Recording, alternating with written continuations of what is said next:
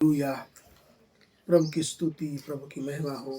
फिर एक बार सुंदर अवसर, सुंदर समय प्रभु ने हमें दिया और फिर एक बार उसकी महिमा के लिए प्रभु ने हमें एकत्रित किया, इसलिए धन्यवाद देते हैं।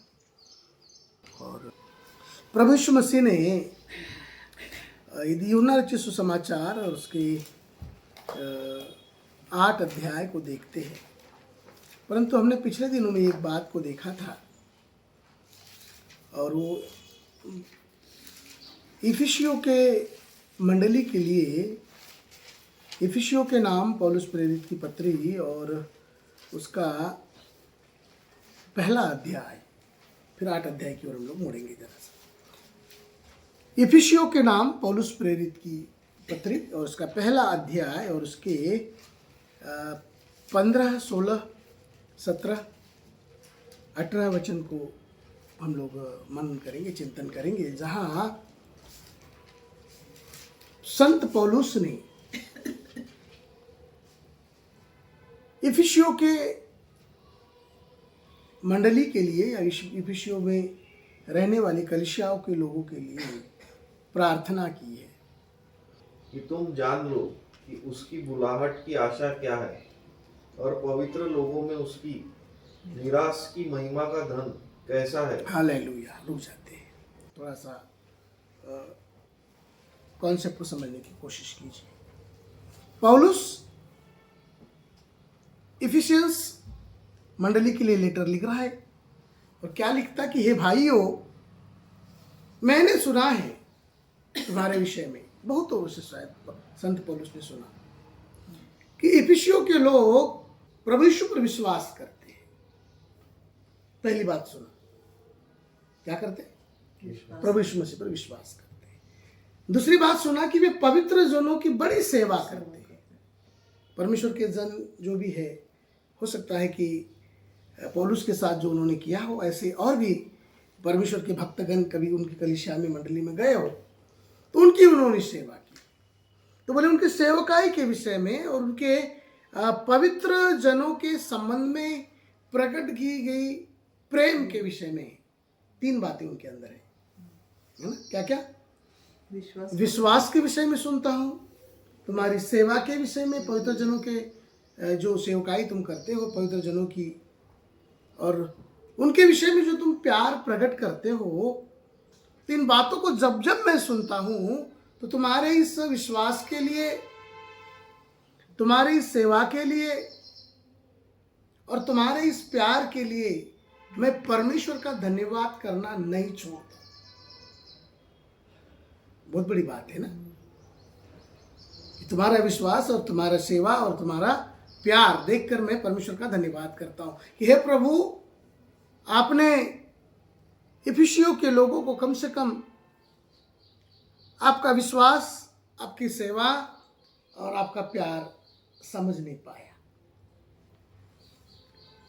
विचार करो, यदि ये 3 चीजें हम में हो ना तो हम जरा प्राउड से भर जाएंगे। तारीफ कर रहे हैं, हमारी ऐसे कोई तारीफ कर दे तो क्या तुम्हारा विश्वास, बेहतरीन विश्वास, और क्या तुम्हारी सेवा वो पवित्र जनों की है ना, पवित्र जनों को अपने सर आंखों पर बिठाते हो,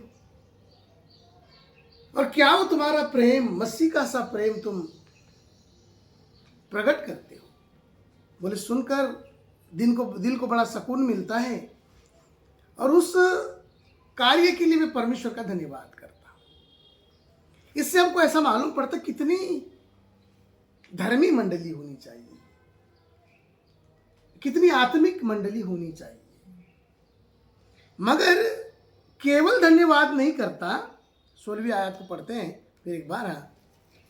तुम्हारे लिए धन्यवाद करना नहीं छोड़ता, तुम्हारे लिए धन्यवाद करना नहीं छोड़ता। जब जब मुझे अवसर मिलता, जब जब मुझे मौका मिलता, तब तब मुझे जब तुम्हारे उस प्यार का स्मरण आता, तुम्हारी सेवकाई का स्मरण आता, तुम्हारे विश्वास का स्मरण आता ना, तब तब मैं परमेश्वर का धन्यवाद करता हूँ। फिर आगे कहते हैं जी, और अपनी प्रार्थनाओं में तुम्हें स्मरण किया करता हूँ। अपनी प्रार्थनाओं में, प्रार्थना में नहीं, प्रार्थनाओं में, मतलब जब जब मैं प्रार्थना करता हूं व्यक्तिगत रीति से, तो तुम्हें स्मरण करना नहीं छोड़ता। बाप रे, कितना पर्टिकुलर है पौलुस। जब जब मैं परमेश्वर पिता की हुजूरी में व्यक्तिगत तौर से प्रार्थनाएं करने के लिए जाता हूं, तब तक मेरी प्रार्थनाओं में मैं तुम्हें स्मरण करता हूं। और कहता है कि अपनी प्रार्थनाओं में, जी पढ़ ले थोड़ा सा उसको फिर एक बार। और अपनी प्रार्थनाओं में अपनी प्रार्थनाओं में मैं तुम्हें स्मरण किया करता हूँ। मैं तुम्हें स्मरण किया करता हूँ, है ना। उसको हिंदी में लिखा है मैं तुम्हें स्मरण किया करता हूँ। मराठी में लिखा है कि जब जब मैं प्रार्थनाओं में जाता तो तुम्हारे लिए अपनी प्रार्थनाओं में परमेश्वर पिता से मांगता हूँ। इंग्लिश में क्या लिखा है? I do not cease to give thanks for you, remembering you in my prayers. कि मेरी प्रार्थनाओं में मैं तुम्हें स्मरण करता या तुम्हारे लिए मांगता हूँ, तुम्हारे लिए मांगता हूँ। क्या मांगता हूँ? नीचे लिखा है जी कि हमारे प्रभु यीशु मसीह का परमेश्वर, हमारे प्रभु यीशु मसीह का परमेश्वर, जो महिमा का पिता है, जो महिमा का पिता है, हाँ, तुम्हें अपनी पहचान तुम्हें अपनी पहचान में ज्ञान ज्ञान और प्रकाश की आत्मा दे, हाँ, और तुम्हारे मन की आंखें ज्योतिर्मय हो। हालेलुया। मैं प्रार्थना करता हूँ, बोले हे इफिसियों के भाइयों, धन्यवाद तो देता ही देता हूँ तुम्हारे विश्वास के लिए, सेवा के लिए, प्यार के लिए धन्यवाद तो देता ही देता हूँ। परंतु जब जब प्रार्थना का अवसर मुझे मिलता या मैं व्यक्तिगत प्रार्थना करता हूँ, उस समय मैं तुम्हारे लिए, हमारे प्रभु यीशु मसीह का पिता, महिमा का पिता जो है, उससे मैं विनती करता हूँ, उससे मैं प्रार्थना करता हूँ कि वो तुम्हें अपने पहचान का, अपने ज्ञान का, अपने प्रकाशन का आत्मा दे। प्रभु इन्हें पहचान का, फिर ज्ञान का और फिर प्रकाशन का आत्मा दो। क्यों मांग रहा है? ताकि तुम्हारे मन की आंखें ज्योतिर्मय हो जाए, यानी आत्मिक आंखें खुल जाए। इसका मतलब यह है कि इनकी आत्मिक आंखें खुली नहीं है। यद्यपि वो विश्वास करते हैं, यद्यपि वे सेवा करते हैं, यद्यपि वे प्यार करते हैं, पवित्र जनों से, प्रभु से प्यार करते हैं, मगर ये तीन बातें उनके आत्मिक आंखें खुलने का सबूत नहीं है। अन्यथा पौलुस ऐसी प्रार्थना कभी करता ही नहीं। इससे पौलुस की प्रार्थना से यह जान पड़ता है कि इफिसियों के लोग बड़े उत्साहित थे, बड़े खुश मिजाज लोग थे, और उन्होंने प्रभु यीशु मसीह पर विश्वास किया और प्रभु यीशु मसीह के नाम में आने वाले सेवकों की पहुनाई और सेवकाई की, और उनसे प्यार भी अपना प्रकट किया। मगर ये विश्वास, ये सेवकाई और ये प्यार उनके आत्मिक आंखें खुलने का सबूत नहीं है। हम या हमारे संबंध में यदि कोई तारीफ कर दे कि तुम्हारे विश्वास के विषय में मैं धन्यवाद करता हूँ, हम घमंड से भर जाएंगे। अरे मेरे विश्वास की क्या बात है, संत पौलुस ने मेरे विश्वास की तारीफ की है। इसलिए दो प्रकार के विश्वास होते हैं, हमने इसके पहले भी सीखा था। दो प्रकार के विश्वास होते हैं, एक साधारण विश्वास और एक अलौकिक विश्वास होता है। दो प्रकार के विश्वास। तो यहाँ पौलुस जब कहता है कि तुम्हारे विश्वास के विषय में, तुम्हारी सेवा के विषय में, तुम्हारे प्यार के विषय में मैं जब जब सुनता हूं तो परमेश्वर का धन्यवाद करना चाहता हूं या करता हूं, तो कौन से विश्वास की बात कर रहा हूं जी? हाँ, general faith, general faith, general faith और डिवाइन फेथ, दो हमने डिवाइड किया था। तो जनरल फेथ साधारण विश्वास, और साधारण विश्वास हमारी आत्मा की आंखें नहीं खोलता। कई बार हम उसी विश्वास को जो साधारण विश्वास है उसको ही अलौकिक विश्वास मान बैठते हैं। और इस कारण से जो हमारी आत्मिक क्षति होती है ना, आत्मिकता का जो नुकसान होता है, उसकी भरपाई करना बहुत कठिन है, बहुत कठिन है। यदि इनका अलौकिक विश्वास होता तो पौलुस कतई इनके लिए ऐसी प्रार्थना नहीं करता कि प्रभु इन लोगों को आपके पहचान का, आपके ज्ञान का और आपके प्रकाशन का आत्मा दे, ताकि इनकी आत्मिक आंखें, मन की आंखें ज्योतिर्मय हो जाए, इनकी आत्मिक आंखें खुल जाए। अब ये पढ़ने से तो हमको ऐसा लगता है कि उनके अंदर विश्वास है ना, सेवा भाव भी है और प्यार भी है, और क्या चीज होनी चाहिए, है ना। इनसे बड़े धर्मी कोई नहीं, है ना। यदि हम चर्च में सबसे ज़्यादा आगे जाकर गाना गाएं, सबसे आगे जाकर वचन को पढ़ें और प्रार्थनाएं करें, है ना, तो लोग हमको बोलेंगे कितना धर्मी आदमी है, कितना अच्छा गाना गाता है, कितनी लंबी प्रार्थना करता है, कितना वचन का ज्ञान रखता है। मगर मुझे कहने दो,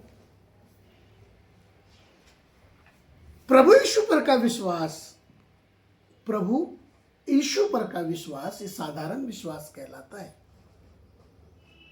परंतु मसीह यीशु पर का विश्वास ये अलौकिक विश्वास कहलाता है। वो थोड़ा सा गहनता का भाग है।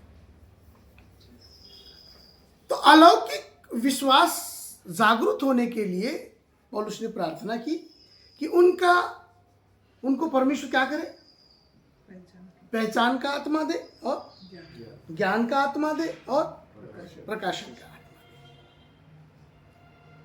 तब जाकर कहीं उनकी आत्मिक आंखें खुल जाएगी, ज्योतिर्मय हो जाएगी। पौलुस प्रार्थना करता है, और जब उनकी आत्मिक आंखें खुल जाएगी, आपने पीछे बताए थे ना कि ये जो डिवाइन फेथ है, हाँ, तो वो पैदा नहीं किया है। हाँ, पैदा नहीं किया जा सकता, मतलब वो पैदा होता है, पैदा होता है। डिवाइन फेथ अपने आप, हाँ, जैसा विश्वास डिवाइन फेथ रखा नहीं जा सकता, वो पैदा होता है। और ये जो जनरल फेथ है, ये भी विश्वास रखा जाता है। उसको मैंने ऐसे एनालिसिस किया था कि हम लाखों रुपए बैंक में ले जाकर रखते हैं, तो ये एक पर्ची भरते हैं सिर्फ, और बैंक में हम लोग को पर्ची देते हैं और अपना रुपया देते हैं, और वो कैशियर उसको गिन कर पैसा रख देता, पर्ची पर सिल सिक्का मारता, आधी फाड़ी हुई आधी पर्ची हमको दे देता है। और फिर हम गेट तक आते हैं, और फिर हमारे मन में संशय आता, तो वापस जाते क्या, मैनेजर साहब पैसा बरोबर रखोगे ना, खा तो नहीं लोगे, बोलते क्या, नहीं बोलते। हम ट्रेन का टिकट निकालते हैं, हम विश्वास करते हैं टिकट पर कि जहाँ का हमने टिकट निकाला, आने वाली ट्रेन हमको वहाँ पर पहुँचाएगी। हम ये नहीं बार बार दौड़कर रेलवे पायलट से हम पूछते कि सही सलामत पहुँचाओगे ना, तो बीच में तो नहीं मोड़ दोगे, पूछते क्या, नहीं। हमारा विश्वास बैंक पर है, हमारा विश्वास रेलवे पर है, हमारा विश्वास पोस्ट टिकट पर है जो हम लेटर पर लगाकर भेजते हैं। ये जनरल फेथ कहलाता है, इस पर विश्वास रखा जाता है, उन प्रणालियों पर विश्वास रखा जाता है। ऐसे ही प्रभु यीशु मसीह संसार में आए, प्रभु यीशु मसीह संसार में आए और सारे मनुष्य जाति के लिए उन्होंने क्रूस पर बलिदान दिया, और बलिदान देकर मारे गए, गाड़े गए, और फिर तीसरे दिन मुर्दों में से जी उठे। हम इस पर विश्वास करते हैं, और वे स्वर्ग गए फिर आने वाले। इतना विश्वास करना ये अजी जनरल फेथ कहलाता है, ये जनरल फेथ कहलाता है। ऐसा तो कोई भी विश्वास कर ले। अभी मैं चौकों पर यदि खड़ा होकर ये बात बोलूँ ना, अच्छा ठीक है हम विश्वास करते, ऐसे ही यीशु मसीह के साथ हो गया, तो इसके लिए विश्वास, जनरल फेथ के लिए विश्वास रखा जाता है। क्या विश्वास रखा, पर डिवाइन फेथ जो है ना वो अंदर से पैदा होता है, उसकी ओर चलेंगे हम। तो पौलुस इसीलिए प्रार्थना कर रहा है इफिशियंस लोगों के लिए, उनमें विश्वास तो है मगर जैसे सब आम लोग करते ना वैसे ही विश्वास करते। इसलिए वचन में लिखा है कि तू यदि यीशु मसीह पर विश्वास करता है तो अच्छा करता है ना। मेरे ख्याल से याकूब कहता है कि यदि तू यीशु मसीह पर विश्वास करता है तो अच्छा करता है, क्योंकि शैतान भी ऐसा करते हैं हाँ जी। और आत्मा में तुझसे 2 कदम आगे है, बोले वो थरथराते हैं कम से कम, तू तो डरता भी नहीं है ना।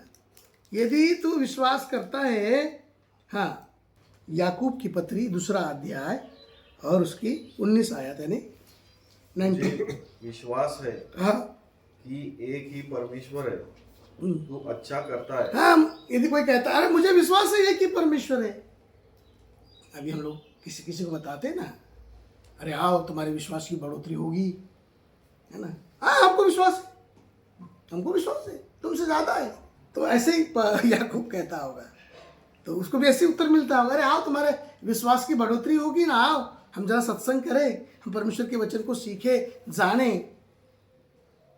तो लोग क्या कहते हैं, हाँ आपको विश्वास है। तो फिर याकूब कहता है तुझे विश्वास है कि एक ही परमेश्वर है, तू अच्छा करता, बिल्कुल अच्छा करता है, बोले विश्वास करके। हाँ, दुष्ट आत्मा भी विश्वास रखते, क्योंकि दुष्ट आत्मा भी ऐसा ही विश्वास रखती है जैसा तू रखता है, बोले, और कम से कम तुझे से 1 कदम आगे है वो, आगे, और थरथराते हैं। दुष्ट आत्मा भी विश्वास करती है और क्या करती है, आत्मा में थरथराती। तो विश्वास करके डरता भी नहीं ईश्वर से, तुझसे दुष्ट आत्मा 1 कदम आगे है। जाने दो, मेरा विषय वो नहीं है। मेरा विषय यह है कि इफिशियंस के लोगों ने जो विश्वास किया ना, वो कौन सा वाला विश्वास है? हाँ, जनरल फेथ, साधारण विश्वास। और साधारण विश्वास कभी भी आत्मा की आंखें खोल नहीं सकता। यदि ऐसा होता तो पौलुस ने कतई इफिसिया के लोगों के लिए इनके मन की आंखें ज्योतिर्मय हो और इनको पहचान का आत्मा मिले, ज्ञान का आत्मा मिले, प्रकाशन का आत्मा मिले, ऐसी प्रार्थना नहीं किया होता। परंतु संत पौलुस ने यदि ऐसी प्रार्थना किया है तो जरूरत है आत्मा की आंखें खुलने की, आत्मा की आंखें खुलने की। इसलिए 3 चीजें उन्होंने की, मतलब ये बहुत बड़ी आत्मिकता नहीं हो गई।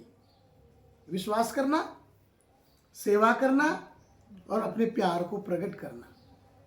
यदि हमारे सामने ऐसा कोई कर दे तो हम क्या बोलेंगे, बाप रे कितना धर्मी आदमी है, मुझसे 2 कदम आगे है।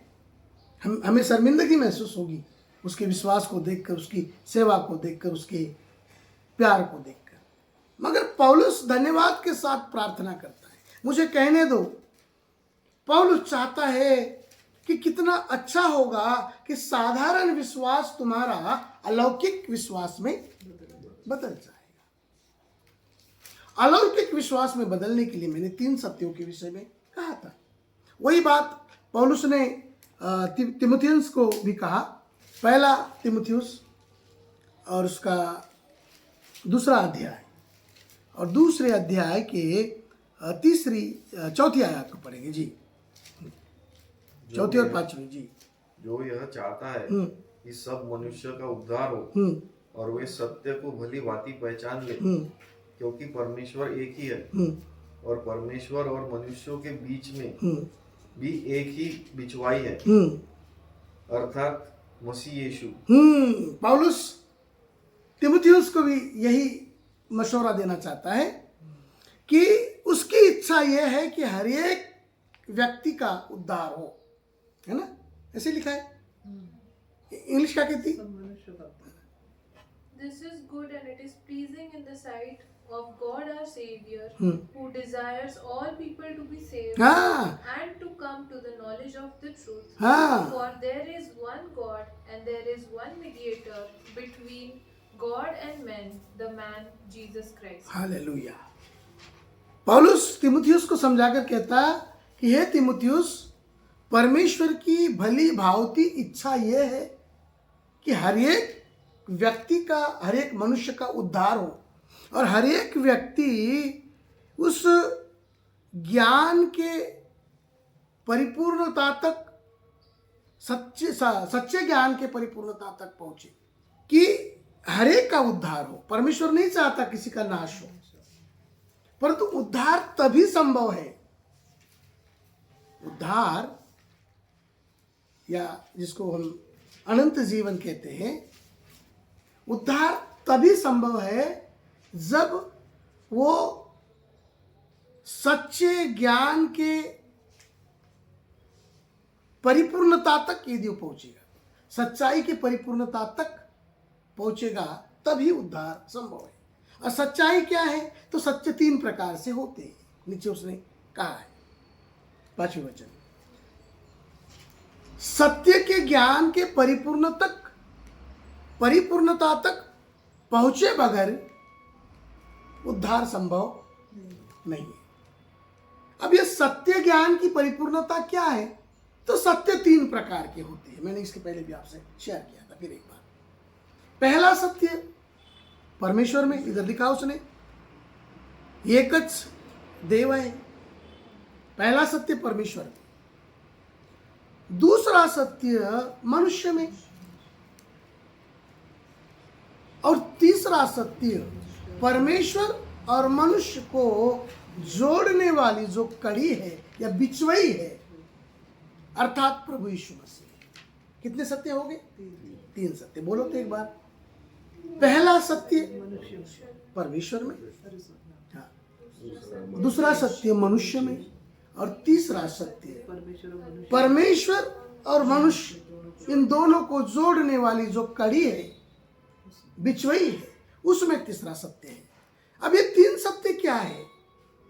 तो पहले सत्य के विषय में मैंने कहा था कि परमेश्वर आत्मा है, परमेश्वर आत्मा है, नंबर 1। परमेश्वर पवित्र है, नंबर 2। पहले सत्य में ही 3 बातें बता रहा हूं।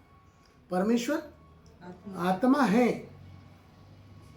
परमेश्वर पवित्र है, और परमेश्वर जीवित है, नंबर 3। ये 3 सत्य मिलकर पहला सत्य है। ये 3 सत्य परमेश्वर में है। परमेश्वर आत्मा है, परमेश्वर पवित्र है, और परमेश्वर, इन 3 बातों का जिस दिन अनुभव हो जाएगा ना, जब तक परमेश्वर की आत्मा से तुम्हारी आत्मा का एनकाउंटर नहीं होता, आमना सामना, तब तक तुम कह नहीं सकते कि मैंने पहले सत्य को प्राप्त कर लिया है। जब तक कि तुम परमेश्वर की पवित्रता से रूबरू नहीं होती, भली भांति नहीं जानते पवित्रता को, तब तक तुम पहले सत्य तक नहीं पहुंच सकते। जब तक उसके जीवित और जिंदापन को तुम अनुभव नहीं कर लेते, तब तक कोई नहीं कह सकता कि मैंने पहला सत्य जाना है।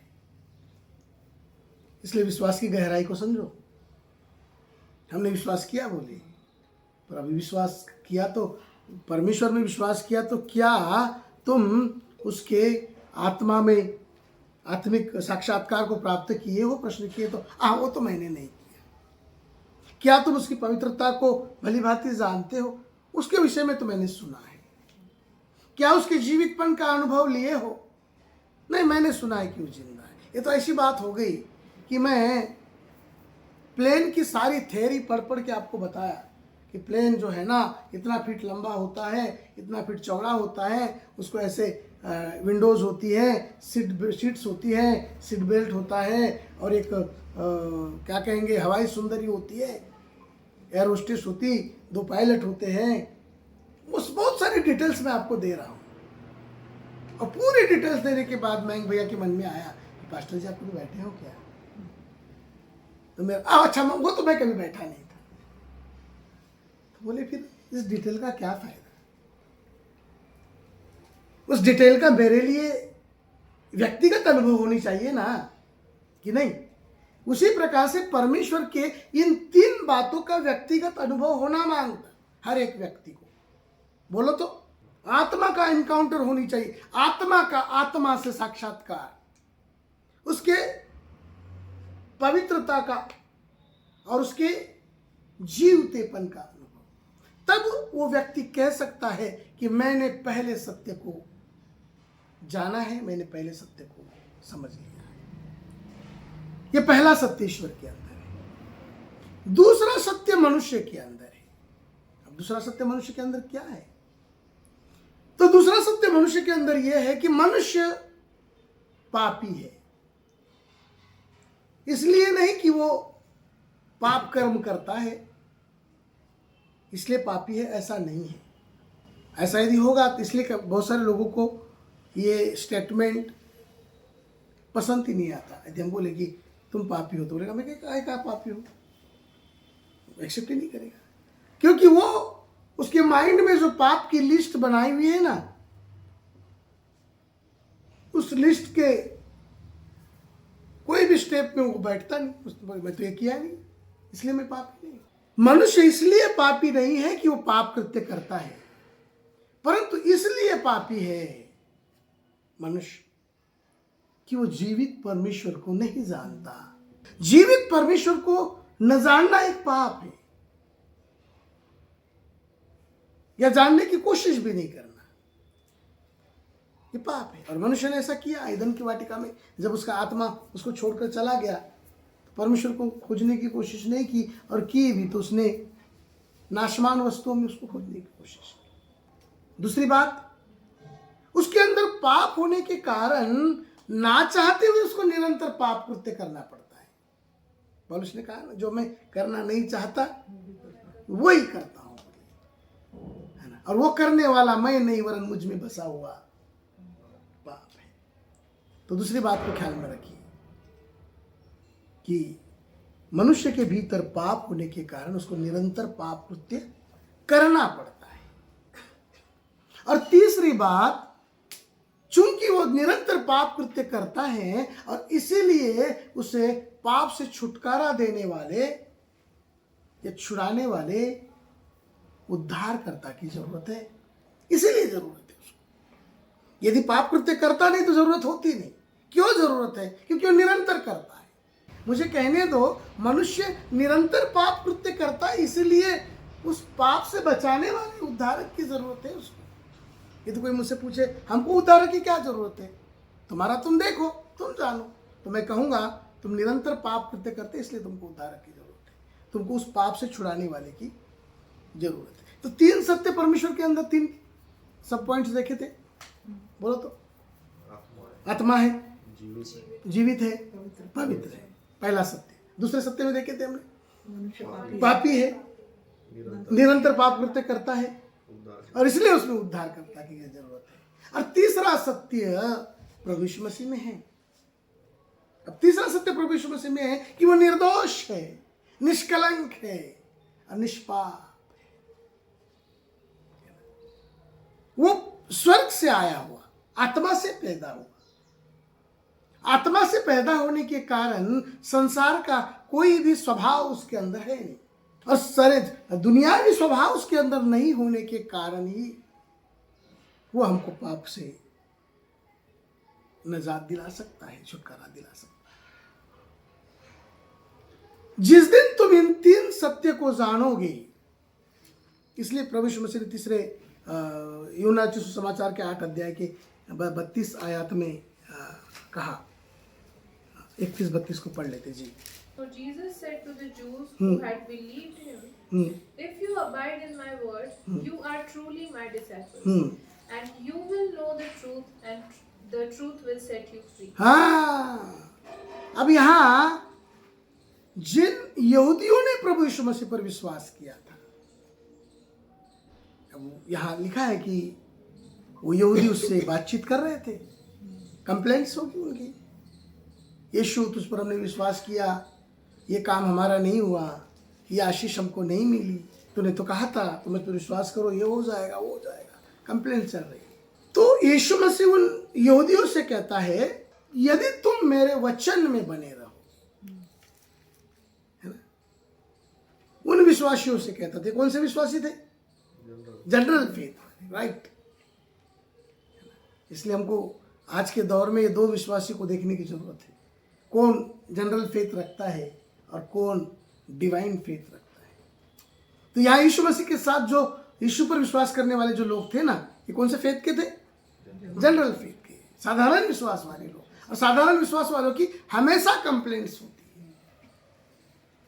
ये ख्याल में रखना, उनके पास बहुत कंप्लेंट्स होती है ना। हम रात दिन सेवा में होते तो हमें समझ में आता है, वो इस प्रकार से कंप्लेंट करते हैं जैसे कोई बेटा अपने माँ बाप के सामने कंप्लेंट करता ना, वैसा उनको बस पास्टर दिखने की देरी है। क्या बताए पास्टर जी, ये हफ्ते में ना, ये महीने में ना, पूछो मत हमारा। कंप्लेंट्स पर कंप्लेंट्स। ये जनरल फेथ के लोग बहुत कंप्लेंट्स होते हैं। यहाँ ये यहूदी लोग यीशु मसीह से कंप्लेंट कर रहे हैं, तो अब यीशु मसीह उनको उत्तर दे रहा है, यदि तुम मेरे वचन में बने रहोगे, वचन में बने रहो, मतलब यीशु मसीह ने जो वचन दिया उस वचन में बने रहना, जुड़ जाना, उस वचन से बंध जाना। वचन में बने रहोगे तो मेरे चेले ठहरोगे। विश्वासी से डिसाइपल में ट्रांसफॉर्मेशन होने के लिए तुमको वचन में बने रहना पड़ेगा, वचन से जुड़ना पड़ेगा, और वो बड़ा कठिन काम है। कहने दो, अब यीशु उससे कह रहा है कि यदि तुम मेरे वचन में बने रहोगे तो मेरे चेले ठहरोगे। और केवल चेले ही सत्यता को जान सकते हैं। Only disciple can know the truth. सिर्फ चेले ही सत्यता को जान सकते हैं। इतना आसान है नहीं। केवल चेलों को ईश्वर से स्पष्ट कहा, तुम चेले नहीं बनना चाहते, वचन में नहीं रहना चाहते, तुम कभी सत्य को जान नहीं सकते। सत्य को जानने के लिए चेले बनना पड़ेगा, क्योंकि चेले ही सत्य को जानेंगे और सत्य उन्हें स्वतंत्र करेगा। अब देखो कैसे सत्य स्वतंत्र करता है।